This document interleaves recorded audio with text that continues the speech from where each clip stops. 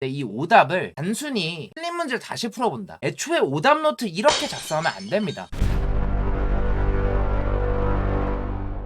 반갑습니다, 여러분. 오늘도 역시 수학에 진심인 남자 까백입니다. 오늘은 이제 얼마 남지 않았어요. 2주밖에 남지 않은 이 시점, 우리가 이제 어떤 공부를 해야 가장 효율적이겠느냐 이렇게 생각을 해보다 보니까 딱 하나가 떠오르더라고요. 지금은 이제 우리가 뭔가 새로운 문제를 많이 푼다 이런 거에 의의를 두기보다는 우리가 가지고 있는 거 얼마나 많이 꺼낼 수 있냐 이거에 중점을 둬야 되는 시기라고 생각을 합니다. 그렇다 보니까 우리가 아마 남은 기간 동안 대부분의 학생들이 아마 실전 모의고사 시간을 재고 푸는 한 회차에 대한 회차별 모의고사를 푸실 거예요. 그래서 이런 모의고사들을 푸시면서 이제 오답을 할 거지 않습니까? 근데 이 오답을 단순히 틀린 문제를 다시 풀어본다. 애초에 오답 노트 이렇게 작성하면 안 됩니다. 우리의 오답 노트는 어떤 식으로 작성을 하면 가장 좋냐면 내가 이 문제를 풀었을 때 어떤 조건을 해석을 못했고 어떤 조건을 해석했는지 이 두 가지를 구분할 줄만 안다면 우리는 분명히 해석하지 못한 조건만을 오답 노트에 작성을 하게 될 겁니다. 그러면 문제들마다 몇 가지 키워드를 쓰는 겁니다. 예를 들어 제가 이번 10월 모의고사 때 20번 문제가 막혔었는데 그 20번 문제를 최소값을 구해야 된다라는 그 고정관념에 박혀가지고 계속 극소값만을 구하려고 고집을 했었어요. 그렇다 보니까 답이 안 나왔었는데 최종적으로는 인수분해를 해서 두 개의 2차식 중에서 모르는 하나의 2차식이 근을 갖지 않는 상황 혹은 같더라도 중근을 갖는 상황에 대한 판별식 조건을 쓰는 문제로서 나왔었죠. 그래서 저 같은 경우에 만약에 그 문제를 오답을 한다고 쳤으면은 저는 딱 한마디 적었을 것 같습니다. 인수분해. 최소한의 키워드를 적는 거예요. 근의 존재성 여부를 판단할 때 항상 해왔던 극대 극소점을 찾는 문제 이런 게 아니라 인수분해된 형태에서 근의 판별로서도 이용할 수가 있겠구나 라는 식으로 구성을 한다는 거죠. 그래서 그 전에 그냥 맨날 문제만 다시 풀어봤다 이런 학생들은 지금에라도 좀 내가 해석하지 못한 조건들을 계속 좀 정리해 나가면서 쌓아가는 식으로 하시면 될 것 같습니다. 그래서 오답 노트 작성을 하는 방법은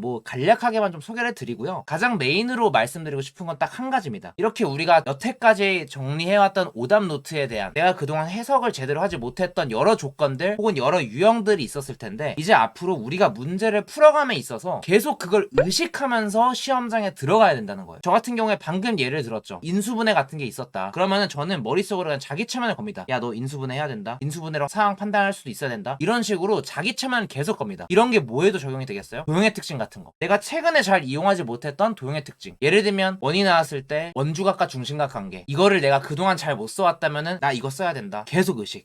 최근에 제가 올려드렸던 도형의 특징 중에 이등변 삼각형 그려준 거 있죠? 이등변 삼각형 나오면은 수직 이등분선을 내리자. 나 이등변 삼각형 나오면 나 수직 이등분선 내릴 거야. 수직 이등분선 내려야 돼. 이런 식으로 계속 자기 체면을 거는 거예요. 언제? 시험장에 들어가는 그 순간부터. 그래서 그런 게 무의식적으로 나오지 않는 상황이기 때문에 의식적으로라도 나올 수 있게끔 환경을 조성을 하셔야 됩니다. 그래서 지금 우리가 오답 노트를 활용하는 최고의 방법은 내가 그동안 작성해놨던 내가 해석하지 못했던 조건들 그것들을 억지로 의식하면서 시험장에 들어가서 문제를 풀어내는 현재는 지금 우리가 시험장이 아니니까 최소한 모의고사를 시간 재고 풀 때라도 그걸 의식하는 그 습관을 들이는 게 굉장히 중요합니다. 이거는 수능장에서도 당연히 동일하게 적용이 될 거예요. 수능 직전에도 내가 가장 해석이 안 됐던 이런 공통적인 요소들이 있었다면은 그 요소들을 더욱더 의식하면서 시험장에 들어가는 게 꼭 필요할 겁니다. 그렇다 보니까 제가 전에 말씀드렸던 수학 실력을 늘리기 위해서는 조건을 최대한 해석해봐야 된다. 그런 게 이런 거에서 또 발휘를 하게 되는 요소인 거예요. 이런 식으로 우리가 실력이 늘어나가는 거기 때문에 얼마나 다이나믹한 변화가 생기겠느냐 그런 건 아니겠지만 그래도 저는 이렇게 믿고 있습니다. 내가 그동안 놓쳐왔던 조건 하나라도 더 챙겨서 시험장에 들어갈 수 있다면 그것만으로도 우리는 성공한 전략이다 라고 생각하기 때문에 우리가 그동안 정리해왔던 이 오답 노트들 헛되게 버리지 마시고 수능 얼마 남지 않은 이 기간 그 오답 노트들 잘 활용하셔서 의식하는 습관을 꼭 들이셔서 시험장에서 꼭 해당 조건들은 사용해보시는 순간이 되셨으면